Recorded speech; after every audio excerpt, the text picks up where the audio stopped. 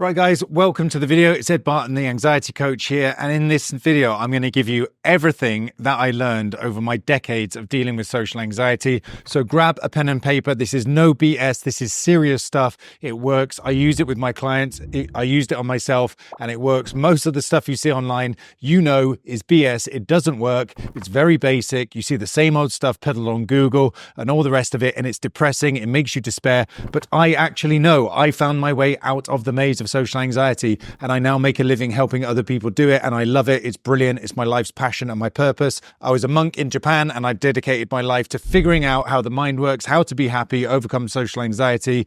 So you need to watch this video. Grab a pen and paper. Do not skip around. It all fits together into a coherent system. I am here to give you everything I know. I'm not going to hold anything back. I want to help you get out of the pain and misery that you're in. So watch closely and let's get right into this. So this is the structure for overcoming social anxiety, and we're going to work through this throughout the video. But to begin with, the first thing you need before anything is, when overcoming social anxiety, is you need a burning, serious commitment. You need a strong why, because overcoming social anxiety takes effort, and unless you are really focused in on making this happen, it's not going to work for you. It's uncomfortable. It involves getting out of your comfort zone. So you can't just have like a lukewarm, half-hearted, limp-wristed, tepid kind of approach and just think, oh yeah, I'd quite like to stop having such a horrible life, or I'd quite like to stop being socially anxious. You need to really have a bit of fire in your belly and think, hell yeah, I absolutely have had enough of this. This was exactly what happened to me. I was 32 years old. I had what I call my mirror moment. Stood in the mirror one morning, Monday morning, looked awful, skinny, pale, hungover, and I was like, screw this, no more. I have had enough. Like, stuff has to change. Things have to start changing right now, today. And they did. So you got to draw that line in the sand. You got to get fired up and say, right, no more. I've had it. I'm not going to keep running away from my fears. I'm not going to keep being dominated by social anxiety and living this little life scared in the shadows, living half of a life. That's no way to exist. You were not meant for that on earth. You were meant for way more. So you have to get that determination right off the bat. Make that serious commitment. Enough is enough. Let's go for it. I'm going to do this. Right. Once you've made your commitment, the first place that I always recommend starting is you've got to get your foundations laid in, right? You've got to have a solid foundation to build any structure on. And this is no different. So the foundation step, the first one you want to lay is exercise. And there's very good reasons for this, okay? First of all, I always start with exercise because it changes things on a physiological level. It releases endocannabinoids, endorphins, dopamine, all these positive neurotransmitters, which you might cognitively think about a lot of stuff, but when you change your body, you can't argue with that. You can't outthink a physiological response. So if you go for a run, you are going to feel different no matter what you might want to think about it. So this is an absolute non-negotiable for me. Like, I absolutely believe everybody needs to be exercising. There's no way you can overcome social anxiety or any kind of anxiety or depression or whatever it may be if you're not exercising. It's a non-negotiable. It's what we need as humans, okay? So along with that, you're also going to want to get a tracker, because there's important metrics that you're going to need to measure as you start to exercise. You're going to want to measure your resting heart rate, your heart rate variability, your breaths per minute, these kind of things, and metrics when you sleep. And all of that can be done with a simple Fitbit or an Apple Watch. It doesn't have to be expensive. It can be very cheap. A Whoop strap, an Oura ring. But I mean, this is like $100 Fitbit. So I didn't even pay for it. I got it secondhand. So you got to start off with exercise. And then this naturally leads on to the second foundational step. So the second foundational step is diet. And bear with me, you might be thinking, this is the same stuff I've seen on blogs and websites online and YouTube videos, but this is absolutely crucial. I'm telling you, this is common knowledge, but it's not common practice. It's life-changing stuff. So the reason it goes in this order is because once you've exercised, if you've done a good workout or you've been for a run, you are already invested. There's a natural behavioral sequence whereby you're very unlikely to go and do a workout or a run and think, yeah, I'm going to go and have a KFC or some ice cream. Normally, because we're then invested in our health, we actually naturally want to eat healthier, and you almost I found I craved healthier food once I started to exercise. I didn't feel that need for sugars and deep fried foods. If I was lying around on the sofa feeling depressed, I would want that stuff. But if I'd gone out for a run and my energy was high and my blood was circulating, I was quite happy to eat vegetables and protein and stuff. So these fit together in a natural sequence. First you exercise. Once you've exercised, you're invested. So you're going to want to not throw all that effort away. You're going to want to eat healthier. So then you start cleaning up your diet. You start being drawn towards better food choices. Number 3, the third foundational step is then sleep. And this naturally follows on, because if you've been in the gym and you've been squatting heavy or doing heavy lifts, it releases adenosine, which actually makes you tired. So when you get to 8, 9 o'clock, I fell asleep at 8 o'clock last night because I was so tired from the gym. So you start lifting heavy and you're going to sleep. These fit together, yeah? Do a good workout, lift heavy, start putting on some muscle mass, start eating clean, and then you fall asleep well. The other point about exercise is I would recommend bodybuilding. If you're a young man and you're trying to overcome social anxiety, I'm in the process of bulking back up. I was in the monastery, I went down to 63 kilograms. I'm now back up to 84 kilograms. I'm trying to put on some muscle mass. I think men generally look better when they're strong. They have lean muscle mass. You start getting respect from other people. For me, it skyrocketed my self-esteem. People used to come to me for exercise advice. I started to get looks from women, which I never got before when I was 70 kilos, smoking, drinking, taking drugs, looking pale and ill and unhealthy. Once I got up to like 84, 85 kilos, I had muscle. The world changes. I'm telling you, for a guy, maybe you're around your early 30s when you're watching this, late 20s, it's the cheat code to life. Get jacked. It doesn't matter what other people say. Trust me, your life will really start changing for the better when you start putting on lean muscle mass. It's great. It also makes life easier because you can lift things and you can move more easily and you're just stronger. It's good to be strong. It's good for anti-aging. It stops you slipping and damaging yourself. So they often say start with strength. It's good to get strong. There is nothing shameful about having a fair bit of lean muscle mass. So then here you're sleeping well, you've worked out, you sleep well, you go into deeper sleep. It restores the properties of the brain. It cleanses the brain. It resets your hormones. Everything just gets better. Like the older I get and the more that I understand about health and fitness, the more I understand the importance of sleep. Although it's like number 3 in the step here, it's almost like number 1 in terms of importance. The quality of your sleep will determine the quality of your thoughts. If you sleep badly, you have a lot of cortisol in your system, the stress hormone. You panic, you worry. You're also much more likely to then fall back down and make poor food choices because an excess of cortisol actually creates cravings for like simple carbohydrates. And you'll find this on a hangover. You know, if you haven't slept well, then you want to eat crap the next day. So sleep is hugely important. And again, it sounds elementary, sounds basic, common knowledge, not common practice. Work out, lift heavy, eat clean, sleep deep. Okay, your 4th foundational step is to reset your central nervous system. And here I mean things like breathing, you can do meditation, try to eliminate or reduce caffeine, these kind of things. Anything that's going to be hyping your sympathetic nervous system up in terms of, you know, watching a lot of stimulating stuff, eating a lot of stimulating sugary stuff, watching lots of crisis news, lots of pornography. I'm not saying you have to become an ascetic monk and give up everything, but try and take out some of these stimulating things. Our nervous systems are generally massively overstimulated in today's society. We have an imbalance between the parasympathetic and the sympathetic nervous system. Sympathetic nervous system is your accelerator, right? It gets pumped up when you drink caffeine and when you're in a fight or flight response. So generally we are out of balance. We're far too sympathetic and not parasympathetic enough. So I'm talking about doing things that are going to get you into more of a parasympathetic state. It can be deep breathing exercises, heart rate variability breathing, coherence breathing. There's lots of different techniques. You can do yoga. You can do alternate nostril breathing. I've experimented and used a lot of these things. They are very helpful. They have a physiological impact on you. They do help to rebalance your nervous system and get you into more of a parasympathetic state. They are not the answer to all of this. This is the stuff you'll see on websites, on Google saying, do this and that's the end of it. No.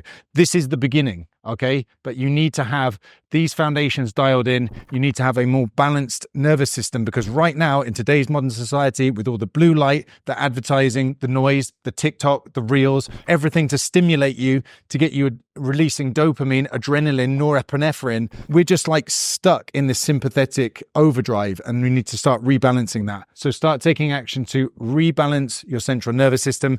And this is just about getting you back to baseline. All of these things are about getting you to a healthy baseline. Now we're at the starting line, right? Because in today's modern society, we're so far off what we even need to be normally. This is just about coming back up to like a healthy level. Then we can start building on top of that. So these 4 foundational steps, this is where we want to get our foundations laid in. This is the beginning. Right, now we've got our foundation laid. Now we're ready to start getting into the real serious business.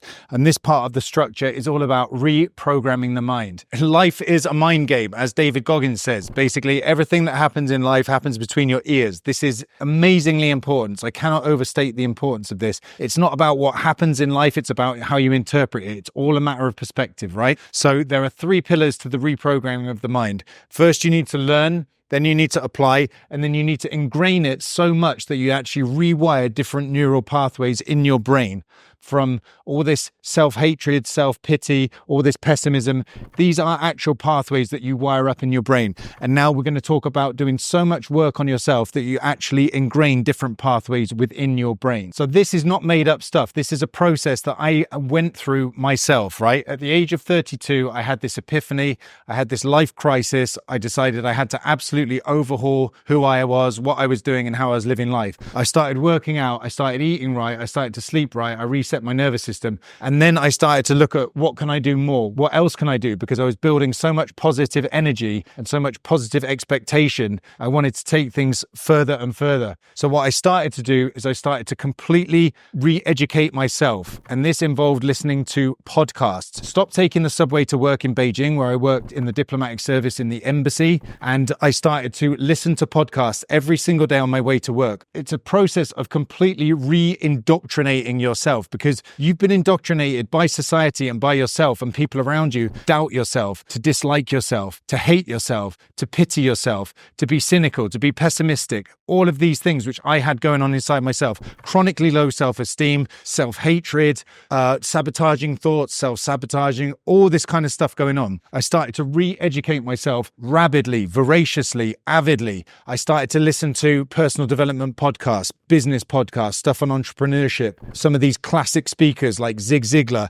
Jim Rohn, Brian Tracy, stuff that came from the business world, but could be really applicable to myself. And it started to have an absolutely immense impact on my brain. I started to go from being this self-hating, cynical, pessimistic little guy to my mind started to open up to all these more optimistic, positive ways of thinking. And I can tell you that at other times in my life, whenever I faced a big transition, such as when I left the monastery and then I had to re-enter society, going into this learning phase has always been my starting point.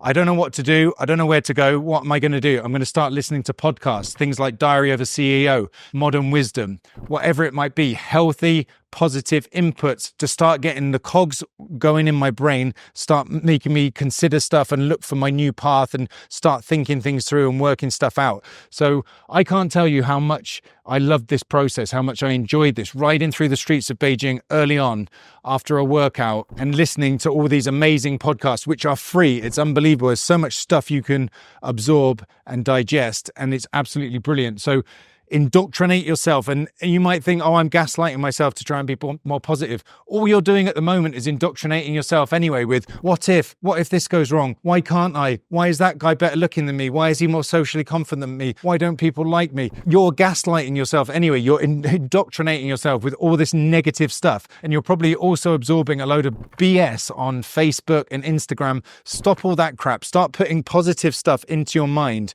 with positive podcasts and books. And I'm not just talking about mainstream obvious stuff. I'm talking about positive psychology, evolutionary psychology, and evolutionary biology, so that you will understand that you're actually a social primate and how your brain really works. We're not just talking about the last few thousand years of civilization. We're talking about how you really work and think on a fundamental level. Give yourself an amazing education in psychology, evolutionary psychology. Read about dating and seduction so you understand how you can improve your relationships. Study about social dynamics, how humans think and operate. In this learning phase, I would also recommend reading autobiographies, because you can basically download other people's mental models, people who are extremely successful, people like Michael Jordan. He had an amazing way of looking at the world. He took all of his setbacks and he used that as rocket fuel to propel him onto his next victory. He didn't just curl up in a corner and die.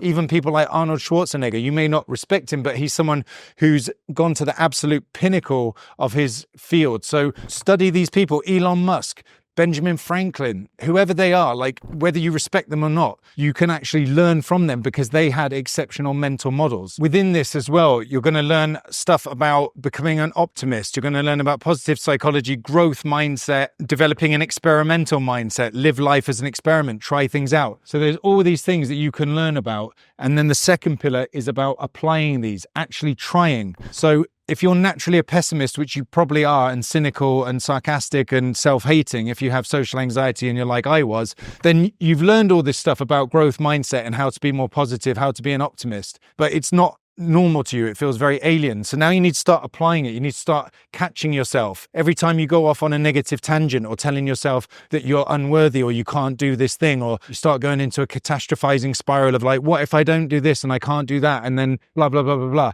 Catch yourself. Start applying the things that you've learned and actually practice, because this is extremely hard. You're applying it. So every time you get a knockback and you start being pessimistic, try and flip that around. How could I make that more optimistic? How could I analyze this from a million different angles and see it differently? You know, someone gets up and moves away from you. Why did they do that? Is it personal? Is it always about me? How about we get rid of that belief that everything going on is about me and we start looking at it in an impersonal way? How about we change our explanatory style? I'm going to put links to books that are helpful in the description below this video. So there's all this stuff you can do. It's all about changing the way you're looking at it, because if you've got social anxiety, you've probably got a pessimistic explanatory style. You're negative. You have very low self-esteem, self-hatred. You're not positive. So all of this needs to be changed and flipped around. And you can work on this. Like I say, you educate yourself first. There's lots of sources which I'll link to, and then you apply. You have to practice this. So once you've got your foundations laid, then you've started to completely reprogram your mind and given yourself a totally new worldview. Then you put the capstone on this structure. And this is the self-actualization. This is where you start taking things to a completely different level. You're now